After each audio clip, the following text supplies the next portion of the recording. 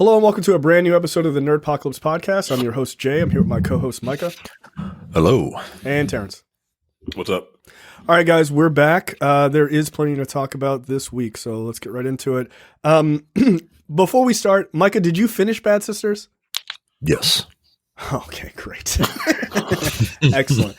I assume, Micah, you watched Guardians of the Galaxy Holiday Special? I did not have a chance to finish it. Right? Yes, I did.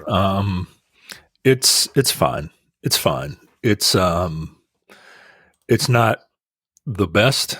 And maybe that's on purpose, right? Because like I'm assuming it's kind of aping the Star Wars Holiday Special, which wasn't that great. I mean, that's what Gunn said. Like that's what he was trying to do. Yeah. But the issue is that it's not long. Like it's worth a watch. It's like 45 minutes. Like, right? if you like those characters, it's worth a watch. But it feels kind of cheap. And I don't know if it's like the cameras they were using, but it feels kind of cheap. But the best part of it is the performances from Palm Clementif and Dave Bautista. Those two characters together are always magic, and they work well in this special. And there's some revelations in this that might play out in the next Guardians, but like it's fine. It's fine. Okay. In terms of like the specials, I think it's the weakest. The other specials were Werewolf by Night, which I thought was excellent. Yeah. I love that. And wasn't there another special? Is there another special? I don't know. Yeah, I think it's just Werewolf by Night. Well, if Werewolf by Night is the benchmark, this does not reach that benchmark. Okay, that's fair. But it's fine if you like those characters. And Groot is swole for no reason. Like he's on his J Fitness kick.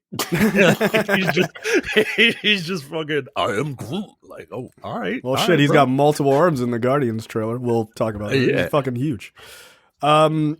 Yeah, there have only been 2 specials, by the way. All right, it's worth a watch if you like the MCU, like, and you just have to consume everything MCU. If you're not, or if you like for whatever reason don't like the Guardians, you don't need to watch this special. It's fine. It's fine. So it has no implications outside of the Guardians sort of micro universe.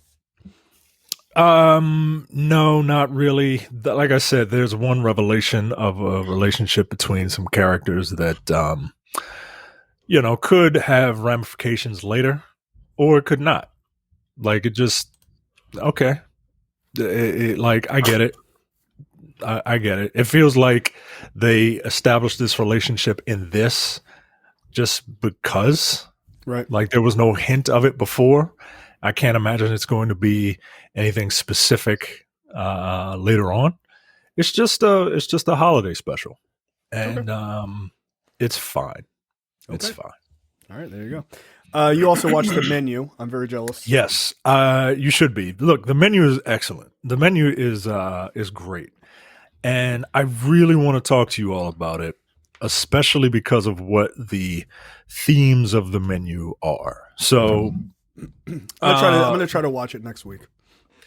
Yeah, I think you would really appreciate it because, like, the underlying themes of the menu is essentially about an artist who has fallen out of love with creating the art that got him there.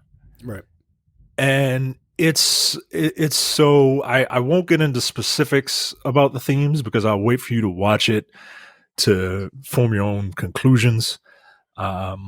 But it's pretty like overt that this is what this represents, and this is what this person represents, and this is what this person represents, and it can be extrapolated to anything, but especially movies, right? So, okay, and we talk about movies a lot, so I'm very curious to see if our takes align on it. Look, it's about this chef who has this very exclusive restaurant that costs $1,250 a head for people to come in. Jeez. And they Wait, do- whoa! To not even eat? There's just to get. Well, no, there? you come in you get for the the food? meal, right? Yeah. Okay, you I didn't know come if that in was just for like the a meal. club entrance fee, and you gotta pay for drinks. Like, God, damn. No, that's dinner, right? Like you come in, it's $12.50 a head. They only serve 12 people, and it's only like once every blue moon or whatever, right? But it's super exclusive. You gotta take a plane to a boat to get there, right? Oh, like that And- wedding I went to. Yeah, exactly. And you gotta and a wide variety of people come in, all who represent different things, right? And the chef is very eccentric, and he's basically he presents this meal to you, and it's a show, right? Everybody's like, yeah, chef, and this, that, and the other, right? Like it's great, right? And then all of a sudden, somebody dies. Somebody on the staff dies. Ooh. And the plot kicks in after that. Look, it's amazing. I will save the rest of this conversation for when you guys see it, because I really want to talk to you about it. And by the time you see it, like, other people should have seen it. We can get into spoilers. It's a very interesting movie. I really dug it. I really dug it. I really enjoyed it. All right. Yeah, I'm I've heard gonna nothing but good things. Yeah, same for me. And also I know Tar is available, like on digital, like rental and stuff like that. I want to try to sit down and watch that, sooner rather than later as well. So, all right, there you go. So let's talk about Bad Sisters. This is a show on Apple TV that Micah definitely did not recommend, and then we blew him off about it, and deeply regret that. And the funny thing is, Micah said I wouldn't like it because it was about 5 white women, which, Well, I mean, come on. I mean, no. but they're Like- Irish. I mean, like, based give on me- your history, Terrence. You're right. You're correct. Like, but they're Irish. But so, like, but I will say this. I will say this about Terrence. Terrence has no implicit bias. He will give something Yeah, a that's true. shot. That's He true. yeah, will give 100%. something a shot. 100%. He will give it a genuine shot, right? Not one of these, yeah, I'll go see Black Adam because I want to give it a shot. And like, fuck The Rock, yo. Like, that guy gets on my nerves, yo. But Terrence is not that. He will genuinely give it a shot. And if he likes it. So I knew you would watch one episode, but I didn't think you would stick on, to be perfectly honest. Now, here's the thing. Before we get into this conversation and Terrence and I's thoughts, because Micah, you obviously really enjoyed it. That's why you recommended it. That should tell you how good this show is, that Terrence watched a show with 10 episodes surrounding 5 Irish white women. Terrence is like, and he finished it before the other 2 of I us. finished it in like a day and a half. I just ran through it. It was crazy. Yeah, I thought this was great. Like, it's funny because at the end of the season, and we're not going to I don't want to do spoilers because I think that this is a show like you really got to watch. It's on Apple TV, by the way.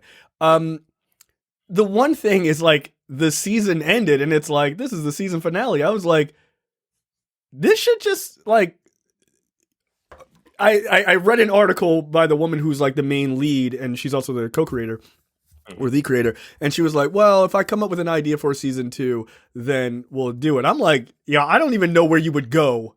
I don't think it needs one. I don't, right. No, I think it should just be a limited This should be series. a one and done, right? Yeah, I thought it was great. But yeah, I loved it. I thought all of the acting was great. I like the relationship. All 5 of the sisters all had really interesting personalities and everything else. I liked all of their interactions and all of their stories. Like their story when they come together is super interesting. All of their stories apart are really interesting. Everybody feels like fleshed out characters. I will leave it to Terrence to talk about the villain of the show because I think you have the best take on it. And I just think everyone is really good. Like all of the acting is good, all of it. And it's just like it's really interesting because you don't really get like as Americans, right? We don't really watch a lot of Irish focused television, so it's just kind of cool to kind of see that sort of that kind of play out. But I thought it was great. Like it's really good, and it's got some good twists and turns as you're sort of slowly revealing more and more about these characters. But yeah, if you haven't watched Bad Sisters and you're looking for a 10 episode, what I would argue limited series to watch, this top of mine. Like, I thought it was great. Yeah. I say everything you said. And as far as the villain goes, Class Bang plays him. He was the villain in The Northman. Have either of you seen The Northman? No, I haven't seen that. No. Okay, yeah, he was in that. This dude is really good, and I think he's the most despicable son of a bitch I've ever seen in television history. Like, legitimately, I hated this nigga. I hated him. I hated his guts. But that's a testament to the writing. Yeah, because he was written so well. Like, you know, like how you can watch a horror movie or like a movie about a killer, right? Right. Killers have to be charming to get to his prey, right? Yep. You know what I'm saying? Like, you got to be charming to get him in the house or whatever, and then you murder him. This nigga has no charm. None At all. That's what makes him the worst, like the most despicable, like, because he's like the least charming person I've ever seen on television. He has no redeeming qualities. And like, it's just those little fucking jabs. He's not loud. He isn't belligerent. It's just the little jabs. He's the perfect. Like, he'll be talking to you and he'll just say some wild shit. You'd be like, my nigga, what the fuck was that for? Why did you just say that? Why did you just bring up the fact that I can't have kids? Yo? Right? Like, there were so many times where I was like, if this person was real, he would have been killed years ago. Someone would have killed this guy. Like, right? I'm like, he said, "Oh, why don't you have children of your?" Oh, I'm sorry, you can't. I'm like, yo, why did you do that at the dinner table in front of like the whole family? Right, and like this is the first episode, hey, folks. This is the first 10 minutes of the first episode. Yeah, he is. Oh shit! He also played Dracula in that Dracula series. That's where I saw. Okay, that's actually where I recognized him. Which that series was good up until a point. That just got real fucking weird. But that wasn't his fault. Like that, like his performance or the writing of that character. I think what makes him so good and like so despicable, and Terrence he is not underselling this or overselling it at all. Like, you hate this motherfucker. Like, it's 10 episodes, and every episode you somehow hate him even more. Like, and it never gets to the point of like, well, that's ridiculous. And you're like, no, that makes sense. Like, this tracks for him the whole time. Like Micah said, like, just when you think he can't get any worse, the next episode happens. You're like, yo, god damn, dude, like, what? Yeah, he's not. The thing about his character that I think is the most powerful, and I think it works especially in the modern era, is that he is an expert at gaslighting. Like, he said he does shit, and then it's like, you have an anger management problem. Like, yo, you made me mad. Like, all right. Like, the way he just delivers certain lines, they're just cutting, man. Like, no, this guy, Class Bang, he is an actor to watch. Like, he really is. I kind of want to see him only play villains. Like, I really don't need him. I don't want to like him. I don't want to like him in anything. He was a great villain in The Northman. Is he? And he's completely different because he's got this giant fucking beard. Yeah, but this nigga, this show is so good. Like, if you want to watch someone and like legitimately hate them, it got to the point where like I feel like I would fight this nigga on the street. Because like everybody, like Joffrey from fucking Game of Thrones, he's a kid, right? Right. He's a kid. Right. Nah, I'd still fought him. This nigga's a 50-year-old man. I'd still fought Joffrey. No. Sometimes you got to beat up a kid. That's just a life lesson. Okay. Every once in a while. But yeah, this dude was so good. Like it's a testament to like how well he was written, because again, he would just say shit under his breath or not under his breath. He say shit directly to your face. He say it to your face. And like you would lose your shit, and people around you would be like, "Yo, what the fuck is your problem?" He's like, oh, this nigga just said some crazy shit to me. I'm like, okay. And look, again, like you said, a testament to the writing. This dude isn't like saying, "Oh, that's right, you can't have kids." That's not against the law, right? Right. He's not doing anything. He's not really doing anything that's illegal. No. Right. So what is this dude doing? Like, why do these people want to kill this dude? Right? Like, and look, here's the thing. They're what keeps you justified. going. They're justified, yo. They're justified. Like, he didn't do anything illegal. He didn't do anything that would put him in jail. But like the justification is there because he's done some. I don't want to give it away, but I'll just say this because the two of you will understand. I'm just speaking to my friends right now.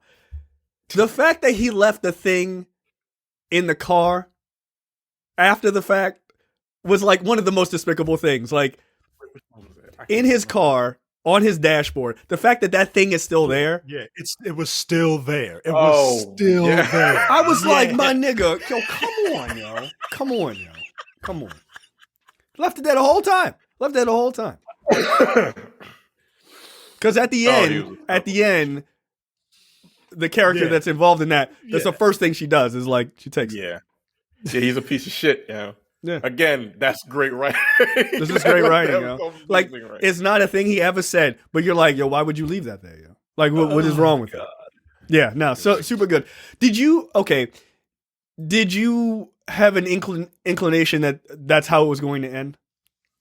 Probably around episode 6. Yep, that's like, okay.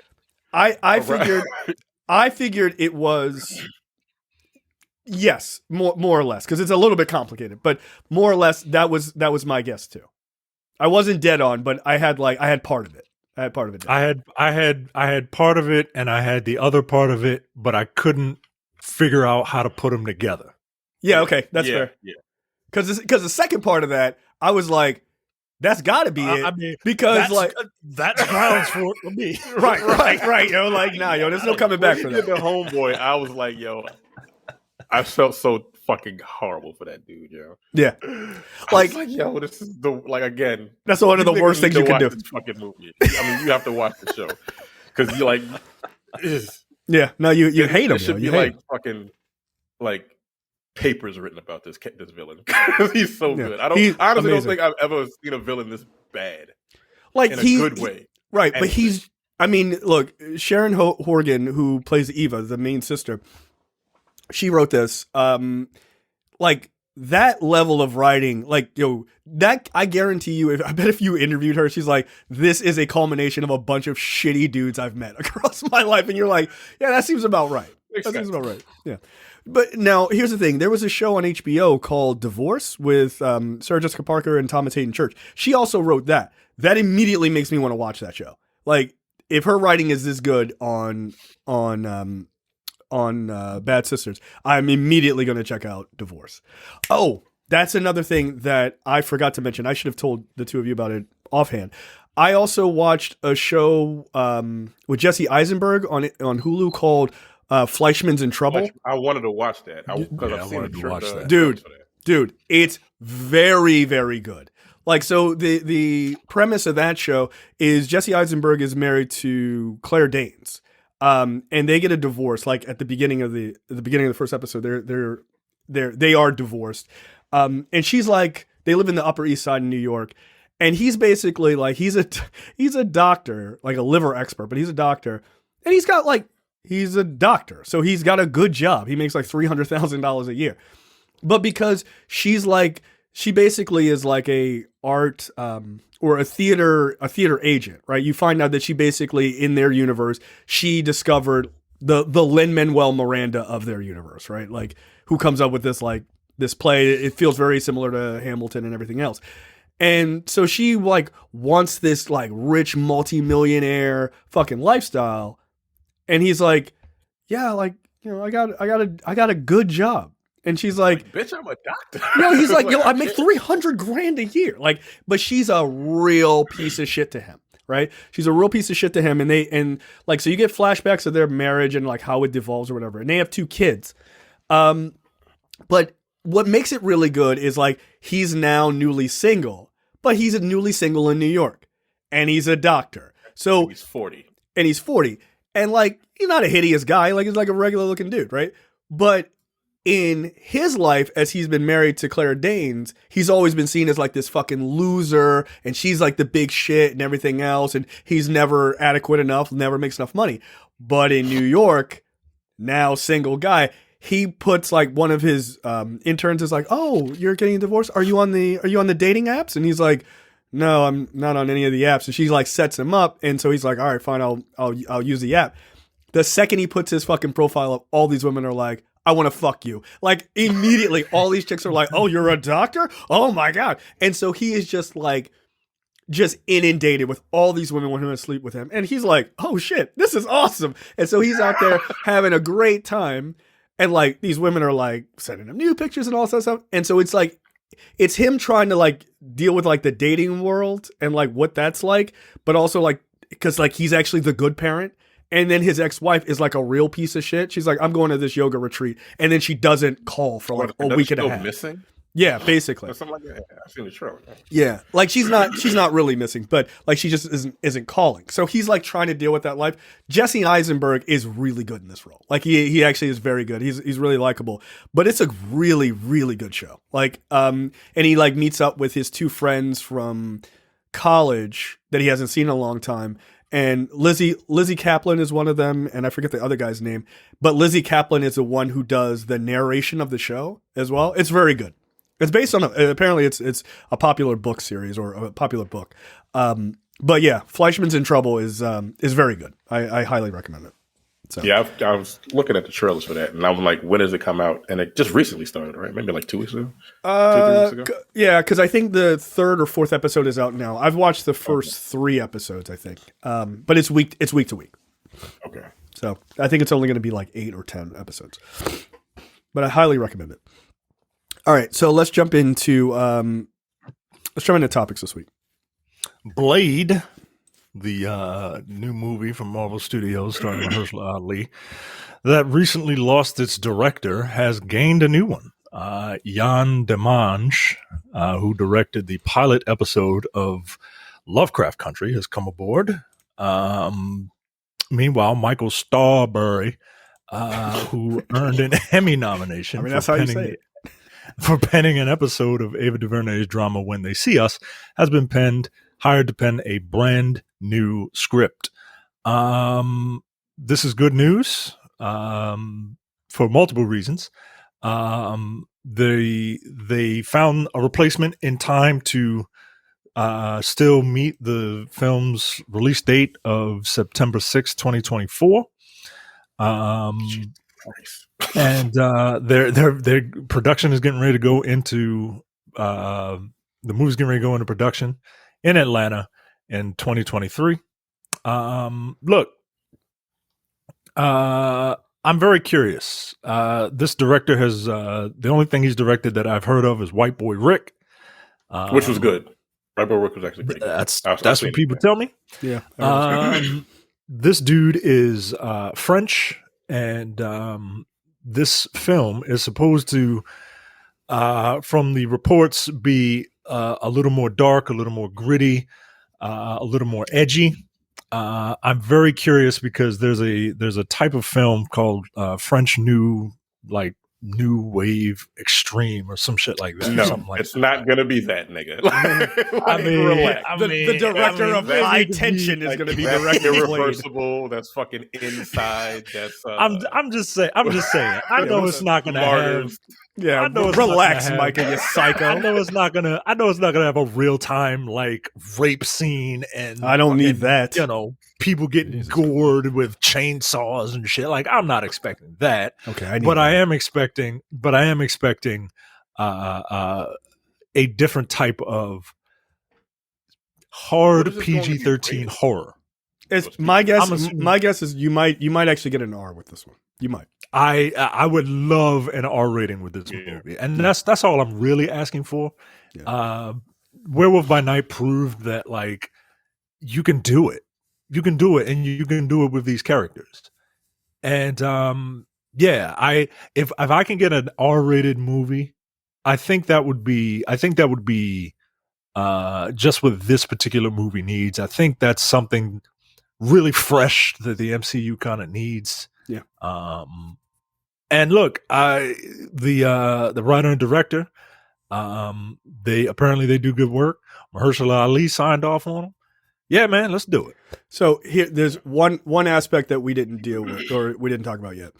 yes, the writer is he did do writing on When They See Us.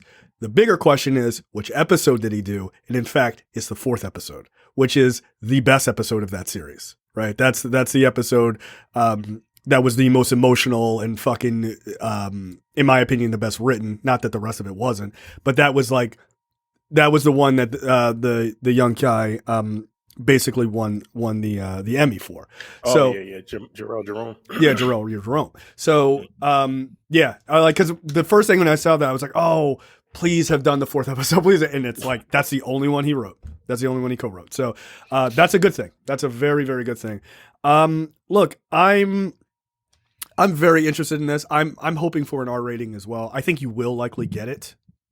I mean, considering that they made moves of doing like putting Deadpool on Disney Plus and stuff like that, and all the Netflix stuff, I think they are totally fine to do R-rated stuff, but just to keep it kind of separate in their streaming service. And I think that's okay.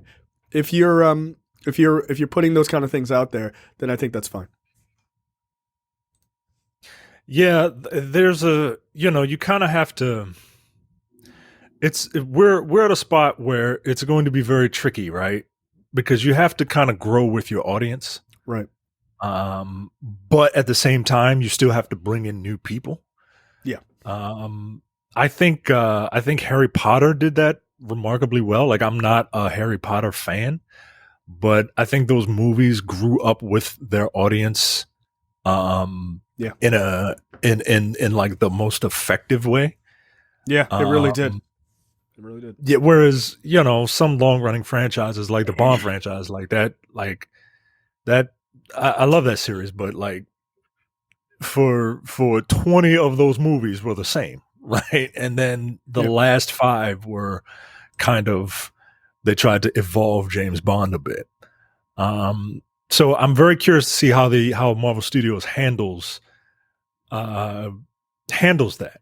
Like, and they can handle it by like, hey, here's a family picture with the Fantastic Four, right? And then here's one for the adults, right? Like Blade and Midnight Suns and all that stuff, right? But people want to see all that stuff together. So, and I don't want people to be like, well, there's a team up movie. If there's a team up movie, like, it's going to be PG-13, right? Yeah, like Blade's not cutting people's heads off in a team up movie. Yeah, in Avengers, like right. No, like Wolverine's not stabbing people through the chin in a team up movie. You know what I mean? So I want people to set their expectations, and I hope this stuff is good, man. Yep, agreed. Next up, Legendary Entertainment, the production company behind Dune and Godzilla vs. Wow, the production company behind Dune and Godzilla vs. Kong, the opposite ends of the spectrum. I can't think of 2 more different movies. Holy shit. Has cut ties with Warner Brothers and entered a multi-year worldwide film distribution partnership with Sony, of all people, of all companies. This doesn't seem like a good thing at all, honestly. It's like the worst version of a lateral move, right? Like there's no positive. Like, you could stay with WB. I'm like, I wouldn't do that. It's like, oh, go to Sony. I wouldn't have done that either. Like, Universal, like somebody else. So like 2 trains are riding on parallel tracks, and one of them's about to hit a brick wall, and the other one's about to go off a cliff. Right. Which one do you pick? You got more time on the way down, I guess. I'm in. Depending on which train car I'm in, I'll be fine. If I'm the conductor, I'm fucked either way. Well, I feel like Legendary is the conductor in this case. Under the new agreement, Sony will market and distribute Legendary's upcoming theatrical motion picture titles. However, select existing properties at Legendary are exempt from the project, meaning Warner Brothers Pictures is still backing Dune Part 2, the sequel to Dune. Duh. In a press release, Sony and Legendary emphasized that the companies are aligned in their ongoing commitment to theatrical distribution as a driver for other downstream windows and theatrical windows long-term value for feature films. Okay. Look, I'm not a business guy, but Sony's track record in terms of making movies is very generously spotty. Distribution is another thing. They, when they asked Marvel to, or when they let Marvel make a Spider-Man movie, all they had to do was say, "A Spider-Man movie's coming." And I think I don't know if you attribute that to Sony or if you attribute that to Spider-Man, right? Like, because I think I know who I attribute that to. Fuck out of So here. I think Sony's distribution methods will be put to the test now that they don't have that big name of Spider-Man behind it. So we'll see. I just want. I'm not for like corporate consolidation. Unless it gets me what I want, and I want Sony to be bought by Disney. How about that? No, I just want Sony I just movie want division. Sony to give up. Yeah, I just want movie Sony division. Just quit. Yeah. Just quit. Yeah. I don't care what happens in Japan. I don't give a shit. Look, if they give away PlayStations at the Goodwill, I don't give a fuck. That's not my concern. Just give up Spider-Man so we can just have our shit done correctly. Thank you. Just go away. Yeah, that's all. That's all. I don't want Craven, the PETA fighter. Like, I don't need that. I fight for the animals. Like, no. Right. Peter's Craven the Hunter is a member of the Animal Liberation Front. Right. Like, I can't wait for that trailer to come out. People gonna be pissed. So what's his name? That nigga, dude that did the Batman movies. What's his name? Matt Reeves, Chris Nolan. Chris Nolan. He's always been under Legendary Pictures. Yes. So who is going to be releasing his new one next year? Oppenheimer. Is that going to be Warner Brothers still? Oh no! Does this deal go through next year? I think this deal goes through next November. year. Okay, November 2023. Okay, so Oppenheimer is still coming out under Warner Brothers. Okay, for the time being.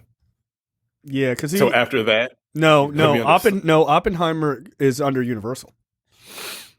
Is it? Yeah. Oh. Okay. Yeah. No, he bounced from WB after they fucked him. Oh, right. They fucked him. He went to Universal and he's like, "Yeah, you can't have a movie come out like 4 months after mine." No, it was like, right. It was like 6 months, half a year. Yeah, he was like, "Nah, fuck that." Like, I don't. Yeah, that's right. He went to Universal and bent them over. And they were just like, "We don't have anything but Fast and the Furious, so you can have whatever you want." And he was like, "Yeah, you're right." Yeah, because they fucked him on Tenet. WB fucked him on Tenet, and he was. Tenet was fine. Tenet was fine. It was fine. No. I mean, yeah, sure. Okay. Tenet was fine, but he wanted it in the theaters during the pandemic, and wasn't nobody going to the movie. Like, right? Nigga, like I get it, right? You got to have an ego to be a director. I get it, man. But like, of course. I need some of y'all to listen to reason, for God's sake. Yeah. There's a global pandemic happening right now. And it was right in the middle of that shit. Yeah, it was in like the hotbed time. It is interesting. I get that people are excited about Oppenheimer. I'm gonna need a full trailer because they've only been here's the logo type of thing. I don't think this movie is going to be as like. Yeah, neither do people really give that much of a fuck about like the creator of the atom bomb, right? What is the action piece, right? Because look, I think Nolan is a very, very good director.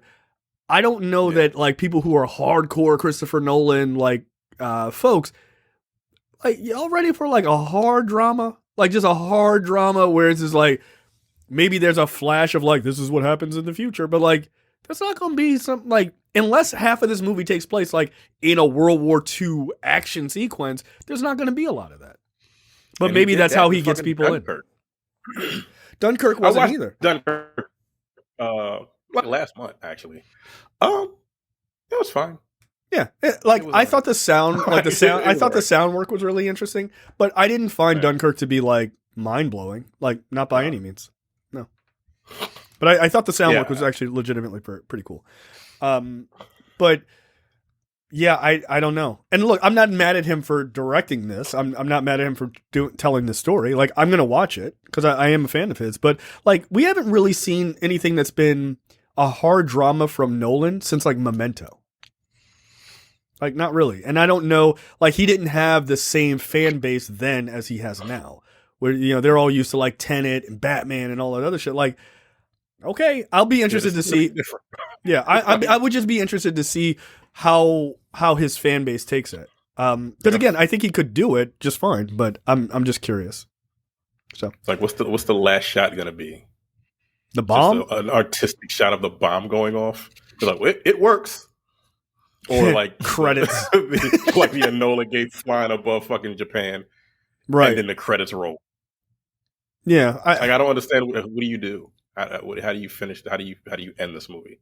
Yeah, how do you end it? You end it by just like you said, the Enola Gay dropping the bomb on Japan, and then the sequel is Fist of the North Star, because that's what happens in all Japanese apocalyptic sci-fi. No, the sequel is Godzilla.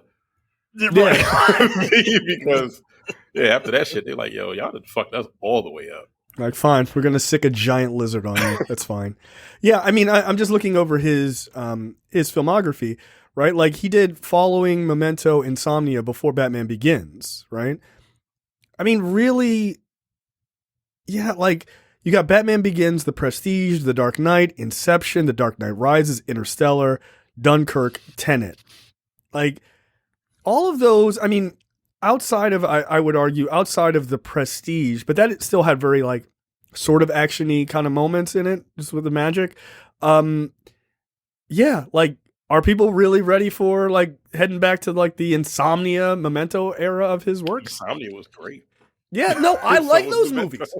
Right, I like those movies. I'm just curious that if you came in on his career at Batman.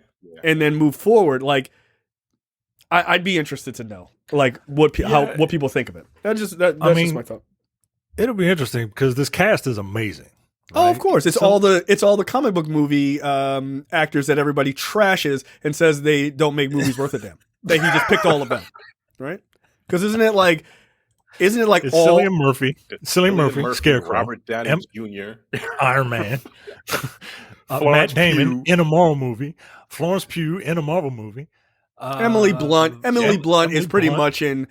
Probably going to be in a Marvel movie, right? Like, but she's like very cuspy on like those kind of movies anyway. Yeah, she did Live, Die, Repeat. Right. Yeah, it's that's based on a fucking manga. Shut up. Like, get out of here. Like, yeah, everybody in here is in a comic book movie. Shut up. Gary Oldman. Yeah, knock it off. Knock it off. Everybody in here. And he picks the same like five. Really, David Dash. How do you pronounce this nigga's last name? Dane DeHaan. He was in Spider-Man. Jack Quaid is in The Boys. Pick somebody else. Good. Just randomly. Jason Clarke, Terminator. God damn. Josh Peck. He was in Jake and Josh. I don't know what the fuck that is. Yeah, I mean, like, Casey Affleck. I mean, he hasn't been in anything like that. Rob Morgan. He was fucking Punisher. He was in what the hell was he in? Matthias Schwalgenberg or whatever, that guy. He was in those terrible Zack Snyder movies, Army of the Dead, right? Yeah. James Remar, goddamn. There's a lot of this is a crazy cast. Yo, it's a crazy cast, right? Like I'm not mad at it. I'm just curious as to how that works for audiences. Like, this is going to be a very early Christopher Nolan style movie. So, okay, I'm gonna see it. It's probably going to be like 3 hours long.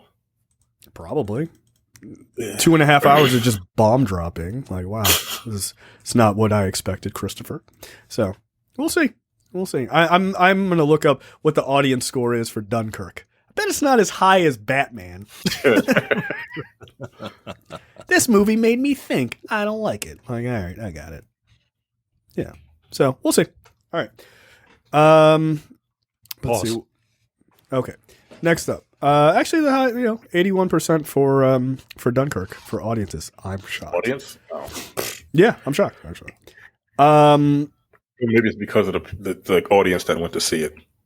It's his audience. So yeah, maybe it's just like we love Christopher Nolan, and that's cool, man. I'm not mad at that. All right, I'll pick up Micah's story. They're making a Streets of Rage movie adaptation. Terrence, you love that game. Yes, it's one of my favorite games of all time.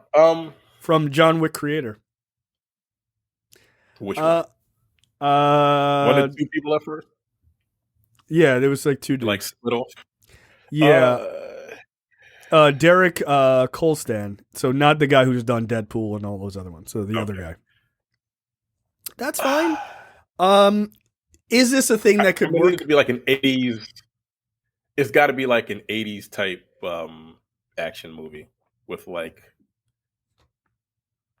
2022 sensibility, right? It can't be too cheesy.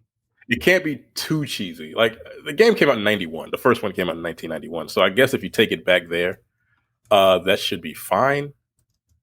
But I don't know. I don't know if it's gonna work, man. Because it's an 80s plot. Like it's a bunch of cops, right, that have to tame the streets of rage. Basically, and they gotta fight their way. They gotta fight their way to defeat Mr. X at the end of the game. Who's so it could be like what is that? It could be like a raid type movie, but like through the streets. You know what I'm saying? Yeah. Okay. It can't be like a neighborhood. It's got to take place in almost like the Warriors. Yeah. I love okay. Yeah, of course. I can see it being like the Warriors. Yeah, I can see it being like the Warriors. And if it doesn't have at least 4 or 5 tracks from the original fucking game, I'm going to be very, very upset. Yeah, you love the music. Has to be amazing. The music has to be amazing.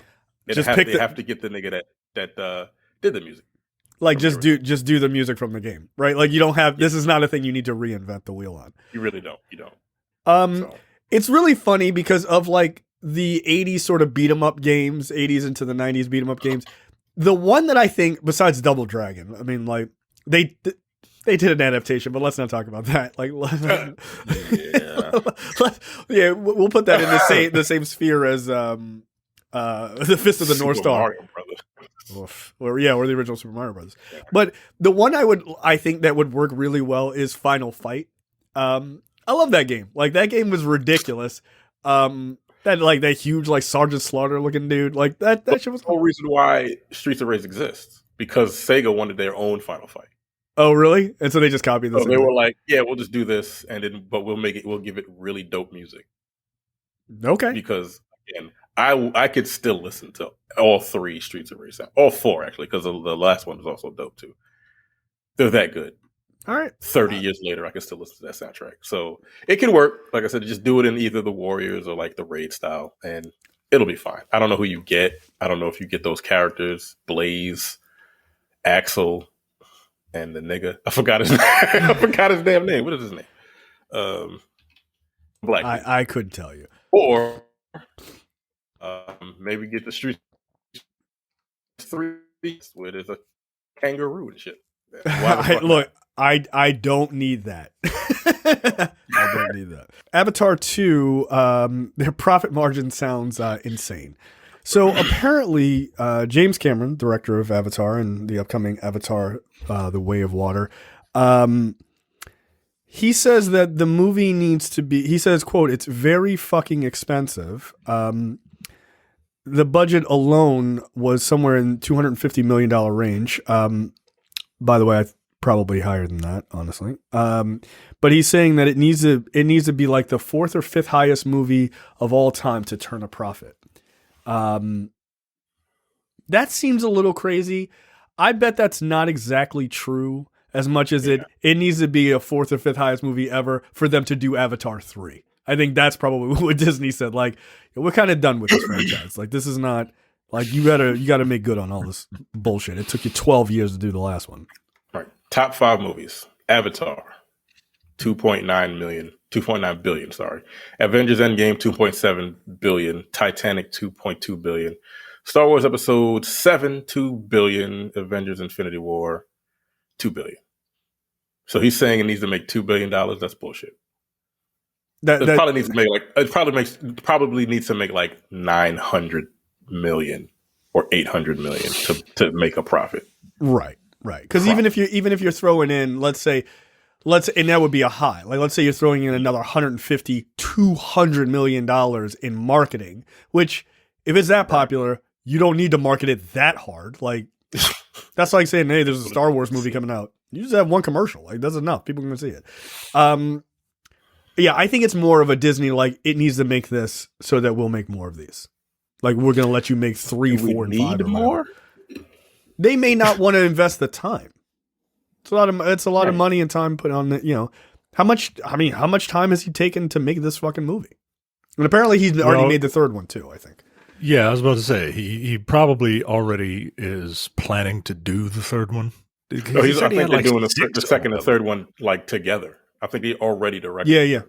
Yeah. So maybe it's like it needs to make this to do 4 and 5 to like start the process to get 4 and 5 done. So Wikipedia has the budget anywhere around 350 to 400 million. Let's say 500 million for easy math. You got to at least double that in profit. So that's a billion. Look, the movie will probably make $1 billion, especially if they take the same approach that they did with Avatar and just keep it in theaters for a year and a half. Yeah, that's bullshit, man. Yeah, that does not feel very fair to other movies, man. It really doesn't. I mean, goddamn, yo. All right, look, I'm getting kind of sick of James Cameron's. Look, I'm not going to deny. I'm not going to deny James Cameron is really great at what he does, but he's turning into The Rock for me, and he's becoming annoying with this movie and this franchise. Like, I don't care enough about the franchise. I don't want the franchise to fail. I just don't care about it enough. Right. If you want to make them, that's great. But like all this yelling and screaming and talking to execs and shit like, well, it's my fucking movie that's paying for your house, and now's the time to love the movie. Don't love it when it's making a bunch of money. Now it's like, shut up, yo. I think of the first one's not that great. Like, it's just not. All I can think of is Giancarlo Esposito's line from The Boys. I can't lash out. That's a white man's luxury. Yeah. And that's what he's doing. Right. Yeah. He's just lashing out. He's lashing out at nothing, yo. Right? Yeah. Who's mad at him? What are you mad about? Like, what is the problem, yo? I'm being canceled. Your movie was in theaters for 9 years. Shut up. Like, you're fine. I don't think that shit counts, yo. Yeah, it made the most money of all time, but like, again, it's had 3 re-releases for like 40 fucking weeks, and then 2 re-releases, and you just beaten Avengers Endgame by 200 million, not even 200 million, which only had a number like a finite amount of time. They've never re-released that movie. Like, that's bullshit. Wild, it's a bullshit victory. Like it's look what I've done. Yeah, I guess, man. If you just keep releasing a movie every 6 months, I guess it'll keep making dollars. Like, congrats. Like, Top Gun Maverick is about to come back out in theaters in like a couple weeks or some shit. Like really? That. Why? Yeah. Because of money. I don't know. I mean, all right. $1.4 made $700 million, yo. No, that movie was a fucking beast. Yeah, that movie was an absolute beast. It was fun, man. It was really fun. I did see an article saying that, like, if they actually go through like 6 and 7 of Avatar, he's going to have to like give the reins off to someone else. 6 and 7, possibly. Yeah, he said. He said that's what he said. Like 9 movies. But this nigga's already. He's like. But the Marvel movies are a problem. All right, 9 movies, and this is just one franchise. Fuck off. With 4 fucking blue characters. All right, we got it, yo. We got it. God, how big is this world? Who cares? I'm mad at the Earthlings for not destroying this planet at this point. Just blow it up, yo. Just blow it up. There's too many of these cats running around. Stupid. That's dumb. He's 68. Okay, he's got plenty of time. Was he going to be alive for Avatar 12 and 13? Well, if he makes them 2 at a time, right? If he makes them 2 at a time, like isn't isn't Spielberg like well into his 70s? Oh yeah. So if he makes these things 2 at a time, he can get these 2 out now. He can immediately start working on 5 and 6. Ugh. He could probably get 8 before he dies. I don't want it. I don't want it. I don't want it. I don't really want Avatar 2. I definitely don't want Avatar 4 and 5. And I certainly don't want 8 and 9. Shut up. Shut up. Are there red characters? Where is there any other color? Like the lanterns? Like, did we discover they're a red Navi eventually? Like they're like, we're different. Like something, man. God damn. I don't care about those fucking horses. Again, I'm mad at the Earthlings. Just nuke the planet. Nuke it from orbit. It's the only way to be sure. Okay, like I guess, man. I guess. Look, considering the pandemic, I don't think it's gonna get to that number. I really don't. I would be very skeptical to believe at this point. I look at Black Panther. That's kind of rolling at about $700 million worldwide. I don't think you're getting. And I was wrong about that. I thought it would be cruising to $1 billion by now. I don't think you're gonna get $2 billion movies. Yo, Spider-Man didn't make $2 billion. Spider-Man, like, no, yo, you're not Spider-Man. Knock it the fuck off. Right, and even if they do release this in China, right? Because and that's the only way it's aren't going to be released in China. But the thing about China is, aren't they in the middle of a fucking wild lockdown right now? Isn't Xi Jinping like, nope, y'all can't leave your houses? Yeah, they're like nailing people's doors closed. Right, because they don't believe in the vaccine. Oh wow. Like their vaccine was kind of trash, right? They didn't figure out the whatever the genome. So their vaccine sucks. But they're still having issues with the virus. So they're doing like hardcore lockdowns. So people ain't gonna be go see the movie in China anyway. That's so like box office mojo for Avatar, right? It's got the grosses listed as domestic, international, and worldwide, which is the combination of the two. Yeah. The domestic is 750. It's not a lot. No. Right. Domestic is 750, which means the international numbers are where the 2 billion comes from. That's right. So the international is 2.1 billion. Yeah.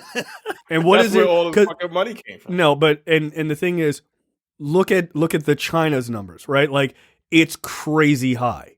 It's crazy high. It was super popular, and there's nothing wrong with that. Like it was 261 in China. So okay. Less than I thought it was. Yeah. Next was France, but they were the highest as far as domestic, as far as international. Right. Then France was next, and then Germany.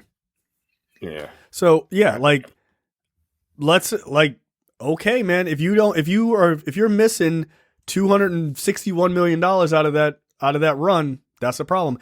And then again, that's counting the run being a year. Yeah. Right? Like right. Cool. It made $785 billion or $785 million domestically across a year, not across 3 months.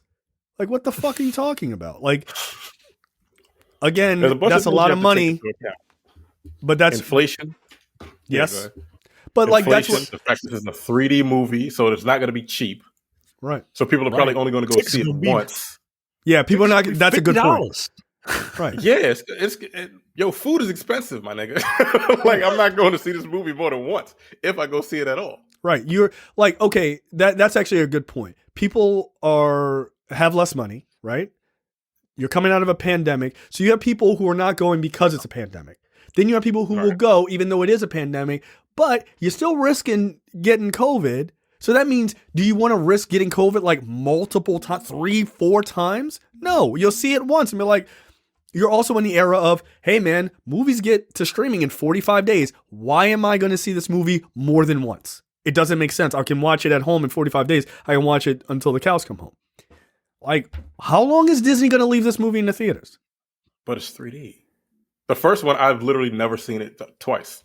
No, I've not either. Went to 3D because that's the way to see it. And I'm like, this movie does not hold up outside of 3D. It holds up visually.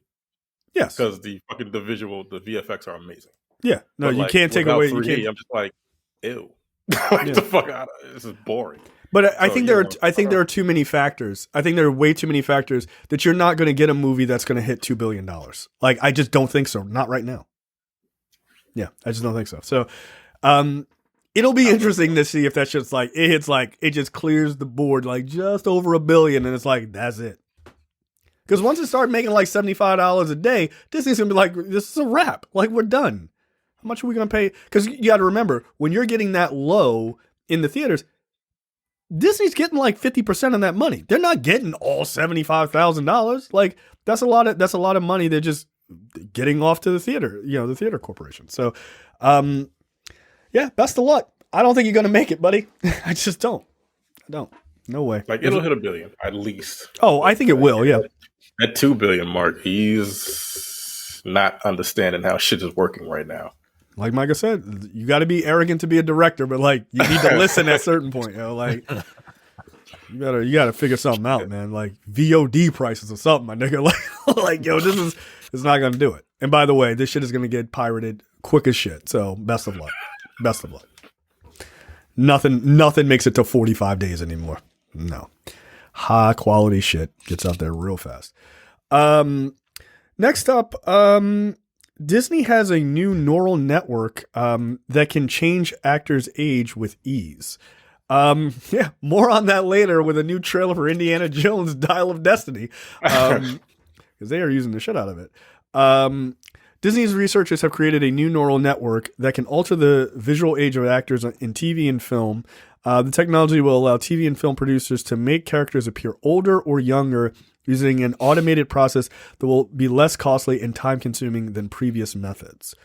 Traditionally, when special effects staff on a video or film production need to make an actor older, they have to use like more expensive de-aging or makeup and things like that. But apparently this new AI work just automates the process. Disney calls it, quote, the first practical, fully automatic and production-ready method for re-aging faces in video images. How do you guys feel about that in general? I mean, the technology sounds cool, but like just hire an actor that's older or hire an actor that's younger. Like I'm sure there are plenty of actors looking for it. No, but if you have to take an actor and then make them older in the movie, then yeah, that's when this will work. Or just hire, if that's part of the story, right? But like, there was one movie. It was one of those like alien movies, like one of them alien prequel. Like it had to be Prometheus, where they hired a young actor to play an old man. They hired. No! It was it's Guy Pearce. They made him up. Yeah. No, they made him up to be an old man, like Wayland Lutani or whoever, right? Yeah, Wayland. Yeah. Yo, what the fuck? Just hire an old actor. Yeah, like, man, that didn't make any sense. Yeah, like why did you put him through like 3 hours of makeup? Like, yo, there's a 75-year-old dude right there. Like he's right there. It's his dad. Just hire Guy Pearce's dad. Like it's just like, yo, come on in. Like just read these lines. Yeah, look, watching this video and stuff, it is really remarkable technology. I think it does work really cool if you're doing like flashbacks of like in movies and stuff like that. Like Marvel has done some really impressive de-aging, like they did with Robert Downey Jr. in that like flashback as him as a kid in that AI scene. Cool. Like that looked really, really good. I was like, yo, this looks like he was in that movie when he was with like Rodney Dangerfield. What was it, Back to School? like when he was that young. So that ironically, my job is calling me. Go fuck yourselves. I don't have any power here anymore. But so I do think that's actually pretty interesting. But I am afraid that they're just gonna hire a bunch of 18-year-olds and be like, yeah, now we got you for 55 years. Don't worry about it. We'll age you up. We can pay you $1.50. You get to be the next Iron Man for the rest of your life. That's my fear, is that they will start to not use older actors if they can just hire a bunch of younger, cheaper actors. Also, like makeup artists exist also, man. Nah, fuck like, that. There's just a bunch of people just gonna lose their jobs now, man. Yo, one computer replacing like 900 people at Disney. Like, get out of here. Beat it. I gotta fucking pour water on that bitch. I'm like, oop, it's broken. Sorry. Nah, that's fucked up, man. Well, it's like Wakanda Forever. Oh, we broke the de-aging machine. That was the only we only have one person who could make it. Oh shit. That's how it works. They had several of those machines though. She made all of them. Anyway, whatever. That doesn't make any fucking sense. That's a bad plot point. It's a very terrible really plot. No, just have somebody stand over it, or just videotape it, man. Like, these are not special ideas. How did she get this? It's made of scraps. Then what are we talking about? It's made out of an old Buick engine. Like, got it. Just keep it fucking going. It's stupid. I love that movie. Nobody thought to reverse engineer it once they had it. Like, nah. Like, huh. Like, where'd she get these special parts? Yo, it's from an old car. Like, come on, man. Like, what the fuck are we talking about? This should make no sense. That movie's great, but that plot point was dumb. Next up, Disney was like, you know what? I feel like we made a mistake. Sorry. They fired the current CEO. They got his ass the fuck out of there. Bob Chapek, who replaced Bob Iger, and they were just like, get Bob Iger back in here. This other guy sucks. That guy's only been on the job like less than a year at this point. Well, to Bob Chapek's defense, he came in at a really bad time to run a fucking company. Nah, yeah, that's Bob Chapek's problem. Yeah, nah. To run a company that consists of people going out to theme parks and people going out to movies. Nah, that's his fault. He came in at a really, really bad time. Nah, look, you got to work harder to get people to come out to the parks. Like, that's his fault. Can you imagine that phone call? Iger, like, it goes Bob Iger, the guy that everybody loves, coming back to save the day now that the pandemic is over. And you look what I did. Look what I did. No, it is kind of fucked up. Like, it is kind of fucked up because you can imagine that phone call. Like, Bob, you're Bob Chapek. Like, it didn't work out for you. You just didn't really get people back to the parks. Yo, the doors are open. Yo, nobody's coming. Yo, that's not my fault. Like, call China, man. It's not my fault. Yeah, but look, I mean, here's the thing. Bob Iger did reign over Disney in an absolute time where Disney was just unstoppable. And it's not Bob Chapek's fault. Now, the one thing that Bob Chapek did fuck up on that's totally his fault is how he handled the like "Don't Say Gay" bill in Florida, where he was like, "Well, I don't know, maybe," and they were like, "Nah, we don't like that mealy mouth bullshit." Like, yo, we got enough money. Like, fucking tell those guys to pound sand, and he didn't. Not fast enough. But I noticed Bob Iger's first job, he came back, he was like, fuck Ron DeSantis. Like, mic drop. Just like walked off. He's like, yeah, I'm back. Like, immediately like pushed back on that shit, which was good, was smart. Yeah, man. Yo, Disney. Like, what the fuck is Florida going to do to you? Orlando. You own Central Florida, guys. Yeah. Like, you're of all the reasons to go to Florida, and there aren't many, like, you guys are in the top two. Miami or Disney. That's it. That's it. And I assume number 3 is drug running. But, like, that's it. So, no, I think it's actually a good thing that Iger's back. I think he's really good. I think he's got good vision. I did see some very stupid people going, "Oh, he's coming back. That'll help Marvel now because they've had all these mistakes." Yes, Bob Iger is the one who's going to really make that change. No, no. There's none of that is going to be different. But look, I think it's good. He's keeping the hiring freeze that Chapek put in place, which makes sense. So we'll see. We'll see what he does. Now, Bob Iger isn't he responsible for like the major deals that Disney has done? Like, wasn't he responsible for the acquisition of Marvel and Star Wars and setting up Disney Plus? And so I can see why, everyone's like, yay. I just, pull one out for Bob Chapek. Like it's just like, oh, that sucks, man. You got the raw end of that deal, but at the same time, I can only imagine the lustrous golden glow of that parachute that is about to open for him. Oh, he probably getting $10 million at least. At least. That's the best part about being rich. Like, you could just fuck up into more money. Yeah, that's bullshit. Like that's super fucking bullshit. Like, we fired you. Oh, thanks for playing. Here's $10 million. Can you fire me again? Like, what the fuck? Like, what was his salary? You know what I mean? Like, they send you off so that you could just not work for like 5-6 years and be totally fine. Like, it's just crazy. And more if you weren't a rich prick.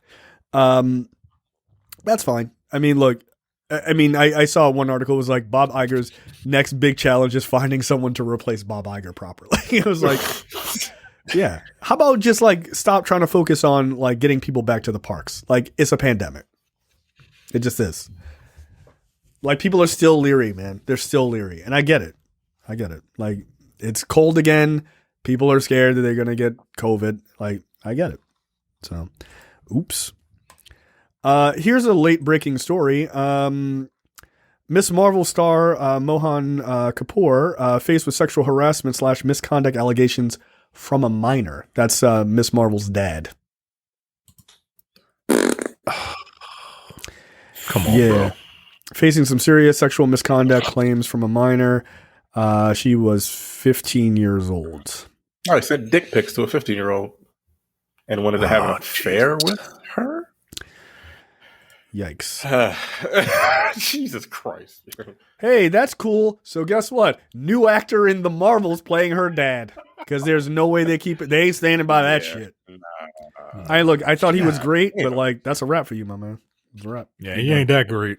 Nah, yo. I got it, man. Nah, look, this ain't Warner Brothers. They ain't gonna have 6 months waiting to try to figure out whether or not you're a piece of shit or not, and then be like, oh, we'll let him stay. Nah, yo, you're done. This is over for you. Right, and I'm pretty sure he did that shit because this is some random nigga. like it's not like he's a huge right, yo, right, it's some random dude. It's like actor Mohan Kapoor, who? Right. Yeah, I had to tell you. I had to tell you that it was her dad. I had to tell you that. You were like, oh yeah, no, of course. Yeah, he did that shit. Yeah, he guilty as fuck. Like, come on. We constantly talked until I noticed he started flirting with me. When I was 15 years old, he sent me dick pics. Oh, for fuck's sake. He was apologizing nonstop. How about don't hit send, nigga? What the fuck are you doing? Like, what are you doing? Oh, did I send it? You got it? Yeah. Oh, my bad. Oh, don't tell nobody. Like, nah, yo, go to jail. Bye. Fuck. 14. How? And this thing is how old? He's at least in his 50s. Don't matter. Yeah. Yeah, that's right. But like, you over 16? Go to jail. Knock it off. Yeah, that's fucked up. Don't do that. All right, what the fuck? Brought to you by JTD from the Edit That Out podcast. Micah. Oh, this is gross. Why is this not opening? Something about rats in New York City. So, a day, just a random day. Honestly, yes, that is correct. Mayor Adams is taking his death wish for rats to the next level. Adams, who has made reducing the city's rat population a top priority, is now hiring a director. That fucking wild salary for this shit. Yeah. But it's New York, so he's hiring a director of rodent mitigation to oversee the murder of as many rodents in as little time as possible. The Rat Czar job posting takes an approach. Rat Czar is a wild position. Similar to the ones Adams himself developed over the years, marginally serious with a tongue also firmly planted in cheek. Do you have what it takes to do the impossible? A virulent vehemence for vermin, a background in urban planning and project management or government, and most importantly, the drive, determination, and killer instinct needed to fight the real enemy, New York City's relentless rat population. Is this New York your Post? Dream job awaits? Is this New York Post? This is what he said. Job posting. This is Oh, the but it's job on posting. All right. All right. Yeah, that's ridiculous. Wow. The posting lists an annual salary range between $120,000 and $170,000. It's a decent amount of money to be a rat czar. I do it. Yeah, I mean, to play Rat Catcher 2? Yeah, that's You have to go in the sewers, and then you eventually talk to some of the people who live there in New York. yeah. Eventually, you and the Teenage Mutant Ninja Turtles will fight the fucking Rat King. That's true. And Baxter Stockman and all his mousers and shit. Baxter Stockman. Look, man, this is gross. According to this is This is a rat burger? This is a rat burger? This is the best goddamn burger I've ever had. Do you see any cows around here? No, yo, I'm not. That's not a bad job. Like, I don't want it.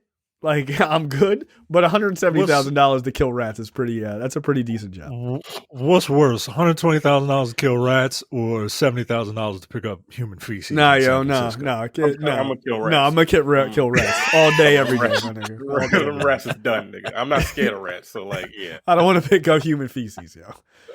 Yo, like, give me a gas mask, a flamethrower, and time, and like, I'll take that job, like 100%.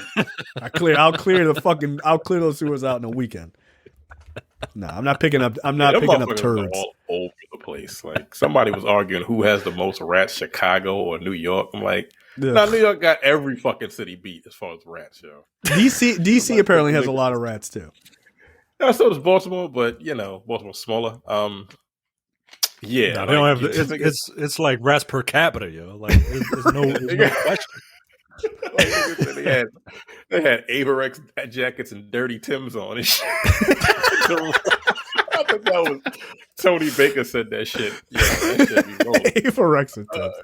That's funny. Yeah, them rats just be everywhere. All right, I have a list. Rats per capita in New York. Top 50.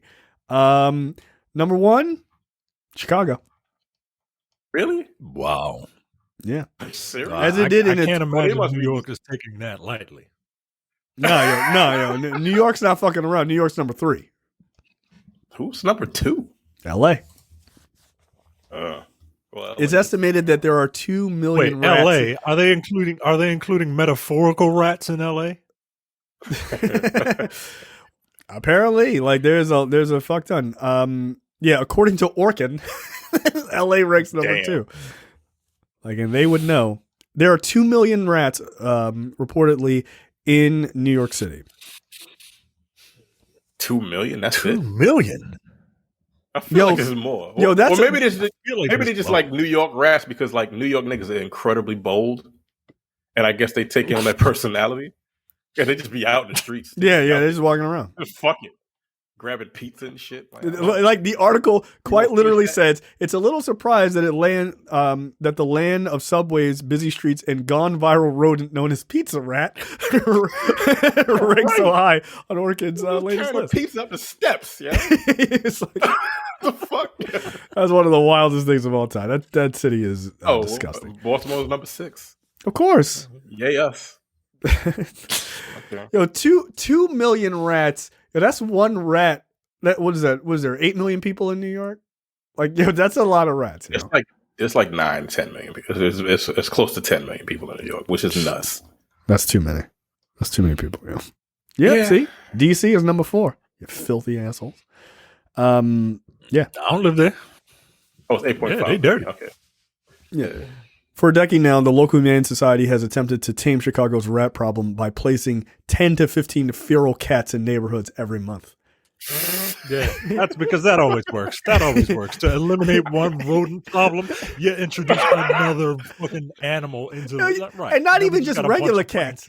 Not regular cats. Feral cats, like wild animals. Like, why don't you just release pumas in the middle of fucking Chicago? What are you doing? What kind of solution is that? See, that's a person who doesn't deserve $170,000. That's a terrible rat czar. Like, no, that person should be fired and replaced by someone who's smart. Wow. Jesus Christ. All right. I thought there was more than that, honestly. All right. Yeah. Terrence, you're up.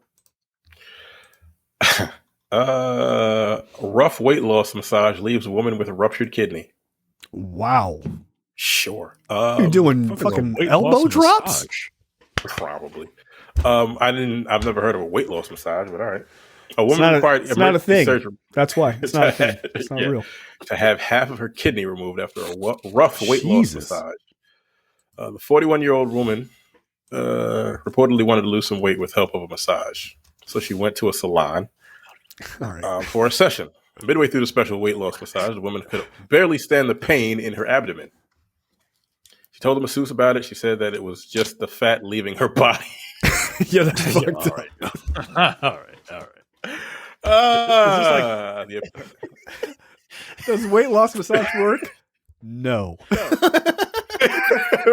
That apparently reassured the woman. She gritted her teeth through the rest of the session, but the pain in her abdomen only got worse after she got home. Anyway, that's fucked up. It's got to be here, right? Right. Yeah. That feels like that country. Yeah. That feels like here or Britain, right? Like they ain't no slouches when it comes to eating like meat pies and shit. No, I'm going London. All right. China. There's fat people in China? Yeah. I guess so. Maybe she wasn't even fat. Like, you know how people are. Yeah. They had that one woman that said she needed fucking eyelid surgery for no fucking reason. So who knows? Yeah. China. That's insane. So yeah, she ruptured her fucking what the hell? The kidney's back here, right? Jesus Christ. What the fuck were you doing to rupture the kidney? Yo, that's like you were pressing. Stab you in the fucking. Yeah, that's like a knife. Okay, sure. Ain't no way in hell. Like that would hurt way too much. I'd be like, bitch, stop it. Knock it off. That hurts. Hours after the massage, the middle-aged woman started experiencing symptoms like vomiting and diarrhea. And by the time her family took her to the hospital, she was already in a semi-comatose. Whoa. That's fucking insane. Sheesh. No, she should sue that person for everything they own. That's absolutely nuts. Renal angiomyolipoma. Wow. It's a benign tumor in the kidney, which doesn't usually have any symptoms and doesn't pose any danger. The usual course of action after discovery is also active surveillance to ensure the two. No, that's horrible. That's horrible. That's horrible. Like, yo, you don't need to try to, like, a massage shouldn't be painful. Right? Like, I've had a deep tissue massage. Stop trying to hurt people, yo. Like, that's it's not necessary, yo. You don't need, like, a small woman standing on your back trying to crush your spine. Relax. So I went. My wife loves getting massages, and she's like, "Oh, let's get a couples massage." So we went to this one place. Shouldn't have went there because it was on a strip mall, and it was a Thai place, right? And they gonna fuck you up. They really do, because these women, they see me walk in, right, and they're like, "Oh, okay, let me crack the knuckles, and we gonna get it in," right? and they proceed to jackhammer my ass, and you know, she just turns on the Streets of Rage soundtrack. Hold on, sir. And look, I'm insecure, right? I'm insecure. I got my insecurities, right? I'm supposed to be a big man. I'm supposed to be tough and shit, but like this shit was really fucking hurting, and I can't. and I can't. But you know, my stupid male pride is like. I'm like, bitch, this should hurt. Stop it. Like, I'm sorry. Like, no. I can't let my wife hear me, you know, say that, you know, oh, excuse me, ma'am. Do you think you could ease up on? Oh my god! On the massage. The massage is too hard for me. So it was the worst massage I ever had, yo. Like that shit fucking hurt, man. So my wife, you can call me all kind of bitches. I'm like, yo, knock this shit off. This shit hurts, bro. Like, take it down. Ow, yo. I already have a bad back. You fucking it up even worse. My wife and I did a couples massage. We were on vacation once, and it was really lovely, except for the woman, the two women who were doing the massage with us. The one woman kept farting, and like audibly. I don't know if like I don't know if like because we were in a different country. Like I don't know if culturally like that's just not a big deal there. But like at first, like she farted and like I lifted my head and I was like, Did my wife like? Did she like squeeze a fart out of my wife or whatever? And like my wife looked up and she was like, "That was not me." And I was like, "Yo," and I just started because they didn't really speak English, and like I started laughing uncontrollably the whole time. Yo. It was hilarious. It's like I'm like, "Yo, come on, yo! Like no one's squeezing you, yo! Like relax." That shit was funny. My story. Woman undergoes surgery on her uterus, wakes up with no kidneys. Neither kidney? Is she dead? Like, what the fuck? She would have to be dead then. Yeah, like... Yeah, well, like, what the fuck? How do you wake up with no kidneys? Yeah, she didn't wake up. I mean, what the fuck kind of nonsense is that? A woman who went into a private clinic, first mistake, to have her uterus surgically removed, woke up from a procedure that both of her kidneys had been stolen.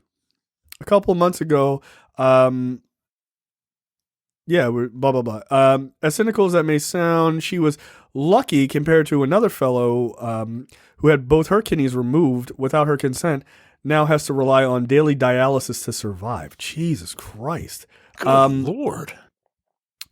A woman from this place went to a private clinic, yada, yada, yada. They stole both of her kidneys. It's a kind of horror urban legend that is going around for decades. Someone goes into a clinic and that happens. Yeah, she was 38 years old. That's you have terrible, to do dialysis every fucking day. Yeah, for the rest of your life. Yeah, or you're gonna die. Yo, or get a transplant, obviously. Right. That's wow, dude. It says since she has no kid. It's a decent yes. No. Unfortunately, since she has no kidneys, she does not have dialysis. She can't go without dialysis for even one day. Otherwise, she would die. Yeah, because you need to clean your blood. That is horrible, dude. Also, burn that clinic to the ground. Like, yeah, I'm gonna throw a Molotov through that window. Several. Yeah, nah, yo. Everybody just in front of the cops. Nah, everybody got to die, yo. Everybody got to die. Like that's insane. Fucking nuts. Yeah, that's absolutely God insane. Damn. Guesses as to where that is? India? I don't know. What the fuck? Yeah. Yeah. India. Yeah. Unfortunately. Oh, India. Mm-hmm. Tell your wife. Talk to her people, yo. Like what the? I wouldn't recommend getting a hysterectomy there. God damn. Like. Go to a public hospital. Jesus, that is really, really terrifying. Yikes. Shout out to that woman. Did they hook her up to a dialysis machine as soon as they took her kidneys? Like probably, and they were just like, "Wake up, we out," and just fucking have a good one. Like, I don't feel so good. Yo, that's fucked up, yo. That's fucked up. Like, nah, yo, somebody got to die. Kidneys, like, if you're gonna steal my kidneys and then keep me alive. To know that I don't have them anymore, like just kill me, yo. Just kill me. Shit, just let me die. Yeah. Even JP wouldn't do that, but maybe he would. I don't know. Who knows? He would bring it up at Thanksgiving. He's like, you can't stay too late. Don't you got a dialysis appointment? Like, all right. Oh my god! Like, go fuck yourself, JP. All right, trailers this week. The first fucked up story, JP. Like, yeah, yo, that's really just. Jesus Christ. Yeah, not cool, man. Trailers this week. Cocaine Bear. This is the first trailer. Wow. This is a real movie. Based on a true-ish story of a bear getting hold of actual cocaine and going crazy and killing people. Well, no, that's not what happened. I assume that's what happened. Let me rephrase that. Like the real story is, somebody threw some cocaine out of a plane. The bear did get a hold of it, but it died of basically every possible thing you can imagine of a cocaine overdose happening to a bear. Oh, that's too bad. Yeah, yo, you fucking went crazy. That's what just fucking somebody was trying to get the cocaine back, I think, because of what happened. But yeah, they just was like, "Nah, what if the bear just lived and just was coked out of its fucking mind?" This looks fucking hilarious. I definitely it does. Yeah, it does look very good. Well, not good. Good, but it looks funny. Next up, The Mean One. This is a violent take on the Grinch story. I guess the Grinch has entered into public domain, so now they decided they're going to do this. This looks terrible. But all right. I'm going to watch it. I was going to say, this is to be available for fucking digital. I'm not going to the movie theater to see this shit. Right. Yeah, at the end, it's like only, in theaters. I was like, that's a joke. Like, that's funny. Good. You know who's playing the Grinch? The same person that's playing the Terrifier clown. Same guy. Oh, really? Yeah. All right, that's funny. Pretty funny. Pretty funny. Okay. Yeah, this looks like it costs $9 to make. Yeah, I can imagine. And it probably really did. This would have to be like super duper, like uberly like super violent and gory for me to want to watch this. I bet it will be. Yeah, I hope so, because it looks so stupid. Like, it looks so bad that the only redeeming quality is like the amount of ludicrous violence that should be in this. She's throwing, like she's got a instead of a barbed wired bat, she has a Christmas light wired bat and is throwing ornament grenades. Yo, she had a candy cane shotgun. Like, what is going on in this movie? Okay, like this is a real movie. Apparently, Violent Night is incredibly violent. The movie with David Harbour. Yeah, I've heard. Violent. Yeah. I kind of want to see it. I do. Yeah, me too. Next up, the second trailer for Super Mario Brothers. I think this looks great, and I think Cam in our fan group, he made a good point. You got to shut the fuck up about people saying that Chris Pratt was just using his regular voice. He isn't. He's not. All you base that on him saying one word in the first trailer, which was ridiculous. Yeah, I still hear a lot of people complaining about the voice. I'm like, it's just, again, like, who did you want Charles Martinet to do it? Like, really? It would have gotten really annoying. You got to throw a fucking tomato at the screen, and walk. I am a proponent. I'm a proponent of voice actors being able to work, especially in like big budget movies and shit like this. Sure. But like the Charles Martinet voice, there's a reason why like the Mario games don't have a bunch of dialogue in them. Right. He does his voice clips. He says 3 or 4 words at a time. Yeah, man. Look, I'm not like totally satisfied with this voice. I'm not even satisfied with the Charlie Day voice, because I just feel like he's just Charlie Day's just being Charlie Day. Yeah, that one you could make an argument about. Yeah, but I don't know, man. I don't know. This movie looks like it knows what it's doing. It knows exactly what the audience wants, and it's going to give it to them. Yeah, it looks cute. Looks fun. Yeah, it does. It seems to be nailing exactly what it should be. Next up, Transformers: Rise of the Beasts. Look, I have been very vocal in saying that I think Beast Wars is one of the stupidest fucking cartoons of all time. I stand by that. I don't change that. This actually looks fun. It actually looks pretty good. I like that they're not just 50 feet away from each other yelling at each other on a desolate planet, because that was terrible. But this doesn't look bad. I like that they don't really explain why they look like animals now. Like, they were just like, yeah, don't worry about it. Yeah, well, that's my thing, man. This takes place in the 80s? 80s or 90s. I guess probably the 90s, considering the music, as my guess is. With the Biggie music. Oh, yeah. Yeah, because Bumblebee took place in the 80s, right? Yeah, that was the 80s. Okay. So, look, I think it looks pretty fun.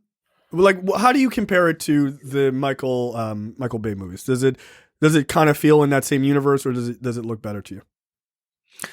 No, this looks better to me just because, like, the robots look. Yeah, the designs are better. Yeah. Mirage is a Porsche for some reason. I don't remember him being a Porsche.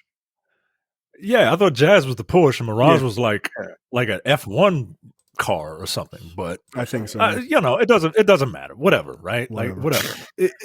There's a robot monkey in it. Like there's a robot that changes into a monkey. Like what is the function? Like that's my hiccup, yo. Like I don't understand it. What is the functional difference between the robot in robot form and the robot in a monkey form? Like at least the robot in robot form transforming into a car or some sort of vehicle. Oh, okay, you can make an escape, right? Right. Or transforming into a big gun. Yeah, of course, right? Like but it goes from a bipedal being to another bipedal being. Like, what's the point? I don't understand. I don't understand. Like, does it have the strength of a monkey? Like, does it blend in? Also, no, everyone be like, that's a robot monkey, yo. Right. Robots in disguise. That's why I never understood That's Beast why they Wars. transform into cars and planes and shit. Yeah, I just never understood this. Like, oh, look at that giant eagle. That's a robot, my nigga. Like, I can see him. Like, also, were they gigantic in the cartoons? Were they gigantic? They were kind of big. I would assume they would have to be, right? Yeah, they were kind of big. Yeah. Were there humans in Beast Wars for scale? I don't know. Nah, yo. They were just on a desolate planet going like, I'm gonna get you, and they were like, I'm gonna get you next week. It was with a bunch of dirt. Yeah, they were just running around in dirt. So it sucked. I hated that. I hated the 3D. I hated it. Yo. I hated it. Yo. I hated it. It fucking sucks. And I know. Hardcore Transformers fans are like, but no, there was a lot of interesting dialogue. I'm like, I wouldn't know. Like, I just wouldn't know. Wait, so was Rat Trap a giant rat? Because I didn't see him in this movie. I don't see that nigga in this movie. I don't know. Did they just leave him out there? Because he's a rat? Maybe he's in New York. And a robot? Like, I mean, this looks like it takes place in New York. There's a rhino. Yo, I'm sorry to keep bringing this up. I really am. In the last part of this trailer, we see the end game moment, right? Everybody's charging, right? Here's fucking Optimus Primal, doing his little monkey move or whatever, and then he transforms into a robot, and he's still running. What was the point? You weren't swinging from vines and shit, right? Like you were running, and you transformed into a robot to continue running. What? Right, like you've got like the one that's like a cheetah or whatever. Yeah, that looks cool. Right. That makes sense, right? Because like theoretically, the cheetah should be able to run faster in the quad leg form than the bipedal form. Right. No, but hold on, it doesn't, because they're like, I'm a cheetah. Then it jumps over a rock and becomes a bipedal robot. No, stay cheetah. That's faster. What are you doing? Like, he don't want to be out front because he's not the leader. He's like, scared. No, scared. No. I'm saying all this. It looks pretty fun. All this. It looks pretty fun. This shit looks dumb fun. It looks like it does. Fun. It does. It looks like dumb fun, and I would absolutely watch it. I have to watch Bumblebee. I personally think Bumblebee's pretty fun. It's the best one. It's the best easy Transformers movie. Easy. Period. Not from like the animated one, but like the best live action Transformers movie that they've ever done. Yeah. Look, also, I'm not gonna lie. I think it's kind of cool, like that they have what I think her name is RC, the female Autobot. Like, I think that's cool. Like, that's overdue, right? She looks really good. Also, look, I'm a slave to certain things. I like hearing Biggie in trailers. Like, that's dope. And then that last scene where he jumps out of the Porsche and it changes and like walks next to him. I was like, all right, like fucking here's my ticket. Like, fuck off. Like, I'm gonna see it. Yeah, that's bullshit. Yeah, it looked good. Look, I like the design. Like, from Bumblebee forward, like they clearly were like, oh, we should make the Transformers look like they do in, like in every medium except for Michael Bay's garbage. And they're not just like shards of glass. Like, they actually look like something. Yeah, this looks fun. Pete Davidson is playing Mirage. That's funny. Oh, okay. Wow. All right. Like, what the fuck? Okay. That should play very interesting in this movie. I like Pete Davidson. Like, he's just gonna be a snarky asshole from Staten Island. Like, all right. I mean, we can all appreciate that. But I'm confused. Optimus Prime and Optimus Primal are two different characters in this. But are they not the same character in the comics and like in the you talking cartoon? You talking the wrong one. Yeah, you better get some. You better contact TJ Holt Electric if you got your own transformer. That's funny. That's funny. I'm gonna message him. Be like, yo, what's the deal with this? You know, like, what the fuck is going on with these? Is it like a time travel thing? Like, is because didn't he have the same voice? Like, I feel like he was like, hey, it's me. Like, all right, oh shit. No, I don't know. Peter. I don't know if Peter Cullen did. Peter Cullen. Yeah. Oh, so it's Ron two different. Optimus Primal in this movie. I don't know if he did it in Beast Wars. I don't know. I don't know who the fuck played him in Beast Wars. No, I mean, I think it was Cullen throughout all of that shit. So I don't know. Gary Chalk is the guy who did it. Who did Beast Wars or is doing in this? Beast Wars. Okay. No, it's Ron Perlman is in the movie. Yeah. Okay. All right. I mean, that's pretty good choice, by the way. Like, he's got a commanding voice and everything else. So and he looks like him.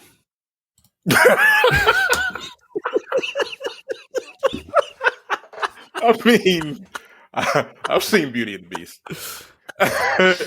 Yeah, not a lot of makeup. Nah, yeah, you didn't really need it. You didn't need it. Just put a wig on him. You're done. Oh shit! You're like, nailed it. That's fine. I like Ron Perlman though. Like, he's great. So okay, like, all right, you got it. Next up, Guardians of the Galaxy Volume 3. They dropped the trailer for that. Fucking out of nowhere. I don't think anyone was expecting that. Thoughts? What do you think? I'm glad this is the last one. Guardians has the first Guardians is probably in my top 5. Yeah. Of Marvel movies. That movie's really, really good. The second one not as good as the first one in my opinion. It's okay. But I love these characters. I really enjoy them. This movie, I'm looking forward to it, but it feels like an emotional end for this team, and I'm actually looking forward to seeing how this plays out. I'm interested in the dynamics, particularly with this new Gamora, who doesn't, this Gamora has never had a relationship with Peter. Right. I'm curious if, given some of the revelations in the Christmas special, if that's going to factor in any way. Right. It looks like Rocket's going to get. We're going to get into his backstory. As a high evolutionary, he kind of creates beast men, and like uses animals in experiments and stuff. So I'm assuming that we're going to delve into Rocket's past. And yeah, it looks emotional, man. Like, I'm hoping it's better than 2. Is what I'll say. I'm hoping it's better than 2. Yep, that's kind of where I agree with all of that. I have my suspicions as to one of those characters not making it out of the end, but I'll keep that for myself. Rocket, right? Yeah. It's kind of obvious to me. Well, there's a thing about the Guardians trailers in reference to who dies that is. Has been consistent across the first 2. So I'll tell you guys offline because I don't want to ruin that for anybody. But it's kind of an interesting little thing that Gunn does. What do you think, Terrence? I'll see it. I mean, I like the first one, but it isn't necessarily my favorite franchise in the Marvel universe. It looks like Micah said, it's gonna be emotional, and Gunn is a master of doing that shit. Bringing emotion out of this nonsense, like out of talking trees and rats and shit. So I look forward to seeing it, but I'm not like excited or anything. Yeah. It looks like it's gonna be good though. So. I'm kind of gonna miss Dave Bautista, honestly, in this universe. I think he's really good. Yeah, all right. But I get it. You don't want to have abs all the time. Like, I get it. Right. Is he smart? He's wearing a bunch of vests and shirts and shit. Yeah, I get it. The sleeves cut off. Yeah, now he like, we're Right. done with all that. It's like I'm 50. Like, I ain't in the WWE 50. no more, nigga. Get out of my face. Yeah, like, I don't do this shit no more. supposed to stay shredded. I'm 50 years Kevin old. owns this shit up. I'll be fine. Right. Like, I'm not mad at it. I get it. All right. Last but certainly not least, Indiana Jones 5 and the Dial of Destiny. Here's my thing. You want to talk about de-aging? Yeah, buddy, they're really using it. But this is a very, very stylized trailer. Like, is this what the movie is going to look like? Or are these like really cool, very stylized shots that they're using? Because it doesn't even feel like a regular movie to me. Like, you know what I mean? Like, it doesn't have the same look. Like, it looks like the resolution is higher or the frame rate is actually higher. Like, I'm curious if that's a thing that they're actually going to do. Because It looks like it's running at 48 frames, doesn't it? yeah, Yeah, it it looks really weird. does. And look, that would be very cool and like really interesting, but it's slightly jarring. it looks like it's almost the soap opera effect, but not Yeah. completely. Like, yeah, it's at 48 frames. Like, what's the soap opera effect? What does that look like? What's the frame rate for that? It's probably in the 30s. Because they look really weird. Because I think I don't know. like, most things you see are like 24 frames, I think. Yeah, it's 24 Yeah. frames for normal cinema. This looks like it looks old but new. Right. It's That's what jarring. it looks like weird. it's jarring. It looks Yeah, it's very bizarre. jarring. I mean, look, I don't I'm know. excited. It looks Like, like- it doesn't look bad. It doesn't look bad at all. He had to have a lot of body doubles in this movie, right? Like, Yeah, he's that doing a nigga's lot of 80. jumping around. Like, yo, come on, yo. Ain't no 80-year-old doing any of this shit. So yeah. It looks like it's gonna be pretty fun though. I don't know. It does. How it looks like a Marvel movie. Well, like that's what it looks like. to It me. kind of does. Yeah, Yeah. it kind of does. It looks For all that shit, all these big time old directors are talking, it's like, this is the type of shit Yeah. people want, man. They do. And like, you know, just tell a good story, tell your story. But like, it definitely doesn't feel, it feels like Indiana Jones, but at the same time, it doesn't. Like, it just feels very different. So when does this take place, right? Because the Indiana Jones, well, first off, it's an odd numbered Indiana Jones movie, so I'm looking forward to it.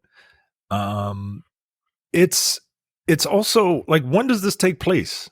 Like, Isn't it like the 30s to original- 60s? like 4 took place in like the 50s, right? Yeah, something like. No. Well, I don't know. Actually, I didn't. Yeah, I guess it would be because they were dealing with like nuclear bombs, so it would be 40. Yeah, probably in the 1940s. Oh, 69 American Icon. Yeah. So it takes place in 69. But then I guess it goes 69? back in Oh, time. he would be mad old. Jesus. All right, look, I Yeah, he I mean- 80-year-old self in that time frame. Yeah, fair enough. So yeah, Look, they're going to flashback, I guess. I will see this. I will see this. Look, the third Indiana Jones movie is the best dad movie ever made, It is. and I watch it every year. And that movie alone is enough goodwill for me to watch any Indiana Jones movie. I like that Phoebe Waller-Bridge is in it. Yes. I think she's a tremendous talent. Did you punch up the script for this? I think so, actually. Good. Um, I'm not saying as a negative. and Harrison Ford, he spoke glowingly of her in like Comic-Con and stuff like that. Like he's spoken glowingly of Phoebe Waller-Bridge. It looks good, man. It to me it looks good. And quite frankly, anything is better than 4. 4 is they should be ashamed. They should really be ashamed at 4. Had aliens in it, for God's sakes. It had aliens and fire ants, and it was weird, man. But yeah, I'm very much looking forward to this. So, okay, let me read the premise here. Okay. 1969, American archaeologist and adventurer Indiana Jones lives against the backdrop of the space race. Jones is uneasy over the fact that the U.S. government recruited former enemies to help beat the Soviet Union in the competition to make it to space. His goddaughter, I assume Phoebe Waller-Bridge, accompanies him on his journey. Meanwhile, yada, yada, yada. Nazis. Okay, so the prologue in the beginning, he's DH for that. That's where they use DH. Oh, okay. That's set in 1944. Gotcha. All right. Oh, okay. Okay. That makes sense. I bet the quote unquote modern stuff is also DH like a bit. Like, yo, he doing a lot of running around and jumping on trains. Yeah, they were like, they had a young guy put on a wig and was like, run out there. And Harrison Ford was watching while drinking lemonade from the fucking ground. Like, you're doing great, kid. No, that's fine. Look, I think this looks fun. I'm not concerned about it. I just find the trailer slightly jarring. Like it really doesn't look like it doesn't look like an Indiana Jones movie. But at the same time, it really does. Like it's fucking weird. It does because it looks like it should be like an old cereal. You know what I mean? Yeah, like and maybe that's the whole point, right? Old but new. Yeah. Like it would be kind of an interesting premise if that's what they're going for. Like, and so they're using that filming technique to kind of like really pull you in. Because look, it's incredibly stylized, but it looks really good. Like it looks, but it doesn't like weirdly look over polished and everything else. But I think the faster frame rate, like it's kind of just like fucking with me. But I am interested to see what they do.